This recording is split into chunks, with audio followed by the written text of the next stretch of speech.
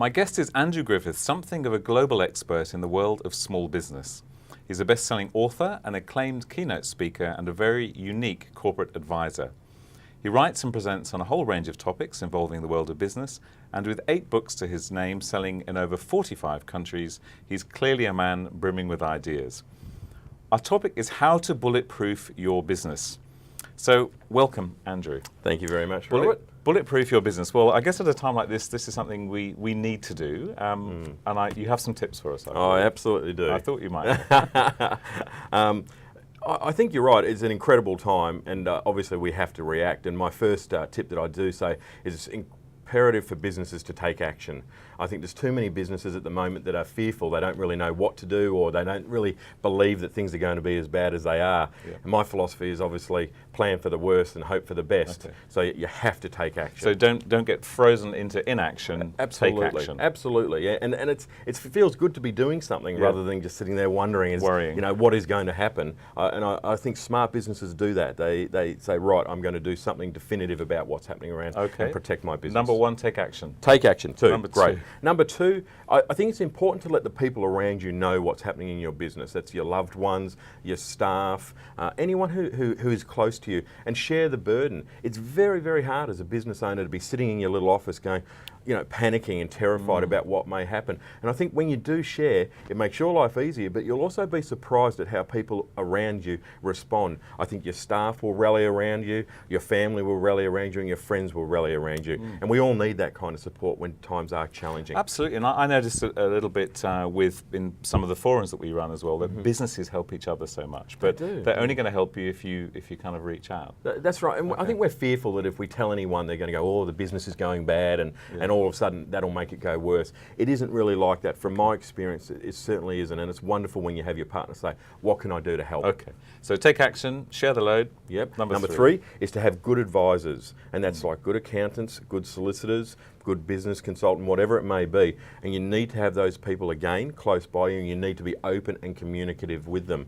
Most importantly though is in a difficult time in a business, sometimes there are hard decisions to be made about what course of action you have to take. And if you're not 100% sure of the advice that you do get, I always say get a second opinion. Just to double check, this is critical in your business. The future may depend on it. I've been given bad advice in the past where a second opinion has saved my business, and I think it's really, really important. And do it quickly. Don't put off seeing a solicitor or your accountant or something. Do it straight away. So take the advice quickly, but I was reading a very good book, yes, probably one of yours actually. And if it wasn't one of mine, why are you reading someone else's book? And it was about making decisions, but getting advice quickly, but taking time to make the decision. Yeah. So in this instance, it was the guy was talking about just having a shower, you know, going away from his business or going for a walk, just having a break. So get some advice, make decisions, but don't be hasty with those decisions. I think that's great advice too, and you need time to think things through. But too many people, the longer you leave it, the harder it is to make changes that will save your business. Yes. Get the advice quickly. So don't quickly. hesitate too long. That's right. Okay. Yeah, absolutely. Number 4. The next one I think is a great one is cut your costs. We all need to look at cutting costs, but don't send your business broke. Prime example I had, I stayed at a hotel last night, and they've obviously cut costs to try and save some money and do the usual type things we're all talking about, but the service is now terrible, the restaurant is terrible, the rooms are not clean. Right. This is a very flash hotel as well, which is normally impeccable. And I asked the front office manager what's going on, and said, oh, we've lost 30 staff to save costs. Now that to me, I won't stay at that hotel again. No. So if you cut costs and you lose business, you've got to ask yourself, what's the point of doing that? Okay, so be very careful. If you're going to cut costs, look very carefully at where you cut them, particularly areas of your business that really kind of front up to your customers. That's right. Now we need every customer we can get. It is not the time to be burning our customers. Yeah. My view is you should actually be spending more money on business development and going out and actually getting more customers. Yeah. And I think, again, smart businesses will be doing that. Interesting to read companies like Apple in the newspaper have increased their advertising and marketing spend by 30%. It's a great time to get noticed. Look at it. Yeah, absolutely. Okay. Number 5. Sorry, I've got to keep going, don't I? I think it's also important, I say get professional advice and tell your family and friends what's happening, but I also think it's very good to have a confidant, someone who understands business. It might be a peer, it might be someone that you know who understands what you could be going through, and have a person like that you can actually just have an open and honest conversation with. You know, my accountant has suggested that I put the company into an administration. You know, what do you think? Oh, okay. You know, so this could be a business colleague, could be a coach or a mentor. Yep.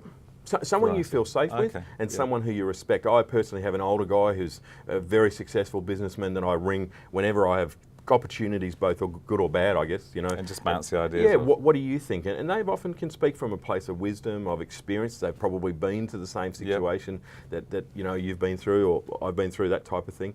And it's very reassuring. When you're in a critical mode, there's there's all this information and decisions, and you can make a bad decision, I think. Okay, very good. Thank you. Number 6. Number 6 is be creative and think outside of the box when it comes to what you can do. The automatic response is cut all costs and sack people and, you know, stop marketing and doing all this. I think that many times that's actually what kills a business. You know, I spoke to a chap the other day, and his father owns a large architectural firm. They've got 400 staff, and they put a deal to them and said, look, we don't want to sack anyone. We don't want to have any redundancies. How does everyone feel about working a 9-day fortnight? You know, instead, so we'll lose. You know, obviously your pay. So will be cut everybody down. changes their work style a little, as opposed to Exactly. any individual or individuals losing their work. That's right. And interestingly, one of the guys there, his first comment was that, great, I'll have a day, a fortnight now to follow. I want to write a book. So I've got an opportunity now, I'll have the time to do it. I've been meaning to renovate the house, so now I can do that. There's positives, but when the economy picks up and the firm starts to have more work and grow again, they don't have to go and recruit another 20 or 30 architects. They've still got this wonderful work. So be creative, and also in there, kind of involve your staff as well. Involve people in the business. And that you know, look at ways. Talk to your customers.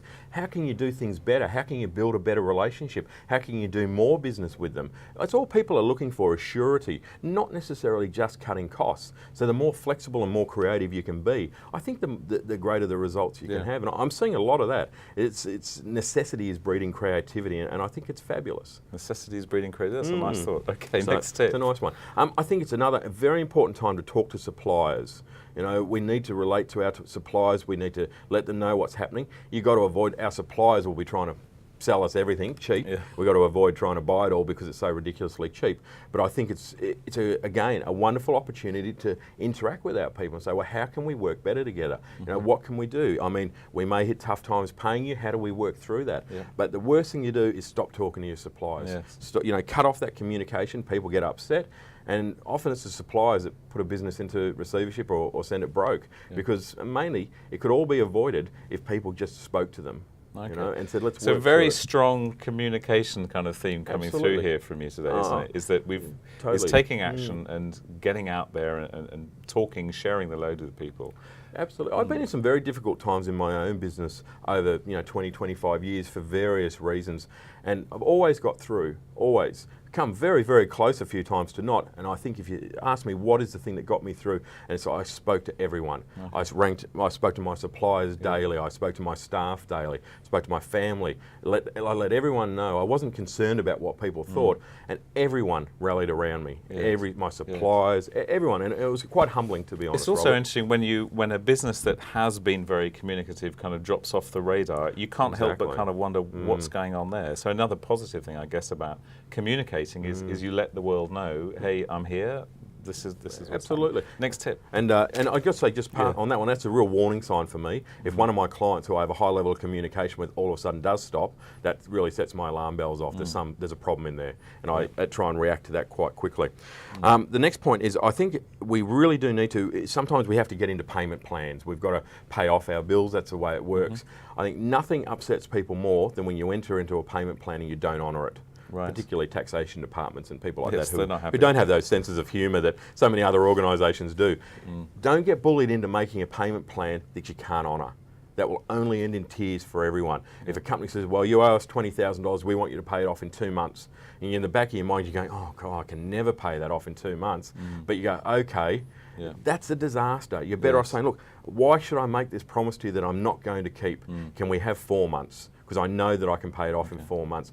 Generally, people will do that. So be honest, be realistic. Be honest, and if if you try to make a repayment schedule, it has to be something you can honour. It's a really important point. Again, as part of that communication thing. And if for some reason you can't make a payment or whatever, ring them up, tell them I'm really sorry, but this has happened, and this is what we will do. But best to not get into an extended position early, because things change and it always gets tougher than we think. Great point. Thank you. Next tip. I believe with this one that any business that has to cut back or any business that gets into serious trouble at a time like now will have to make hard decisions. And even though I'm saying to be creative and do these things, I think that they're fabulous and very important, but possibility is there that you may have to sack some staff, you may have to close down a part of the business, you may have to leave your office, you may have to do a pile of those things. Very hard decisions, generally harder on the ego than anything else. Those decisions have to be made, and they've got to be made quickly. It's like taking action. If you leave it too long, if you know you've got to make a decision and you don't make it, it'll cost you more. So don't hesitate on and tough more. decisions. If it's tough and it's hard, don't stew over 2 months. If you've got to lay off staff and you're going to go broke, you've got to do it. And it's horrible. We all hate it, but you know, that's just part of doing it. And that's what will make the business survive. Okay, now we've got a lot of tips coming for you. I knew we were going to have One a more. number. One more. Let's more. go. What is it? The last one, for me, is very important. I had a very difficult business relationship with a partner that turned ugly, and the taxation department got involved, and it was a very difficult situation. And during the middle of it, I put a company of mine into administration, voluntary administration. I didn't know if I was going to survive, and I was waking up at 2 o'clock in the morning in a cold sweat, terrified. This went on for months at a time, and I was so focused on what was happening. I really couldn't see beyond that. And a very good friend of mine said, "Look, you know, you got to see the other side of the forest. You got to see where you're actually going. When you're stuck in the middle and you can't see your way out, it's overwhelming." So my advice here is to, yes, you have to be present. You have to keep an eye on what's happening, and you have to really be in control of that. But keep one eye on what's at the other end of this. You know, give yourself a reason to get through this. And you know, it's like any goal. If you've got a goal and you've actually cemented it in your mind, you've got a far greater chance of reaching it. And I think that overwhelm, if people can't see that, is again a contributing factor to the business collapsing. And that's why you often hear people say when the business goes broke, they're relieved. Because they've actually gone, oh, the stress of holding this together, the stress of managing it, it's actually a relief. And I had a client say that to me last week. His $200 million a year turnover company went broke, and he'll be made bankrupt. And he said it's actually a relief. Because the last 12 months I haven't slept. So the key point there really is to hold a vision, to look forward. Keep your vision. Keep your vision. Keep your enthusiasm, and keep positive. And if you're the business owner, it's even more critical, Robert. You know, you're the barometer of the business. You know, if you're the one who's freaking out, running around, going, "Oh, it's terrible. We're going broke. We're going to die. The world's going to end." Running around like Chicken Little, it will. Yes. So no matter how hard it is, tell people what's going on, but you've got to be the positive one, and it's very inspirational. And that's when you become a true leader. Anyone can lead when times are easy, and true leaders come out when times are tough. Okay, well, Andrew, thank you very much for spending the time with us, for going through so many tips in such a short time. And I look forward to reading your next book, which I'm sure will be with us sometime very soon. Very soon. Thank you very much, Robert. Andrew. I appreciate it. Thank you.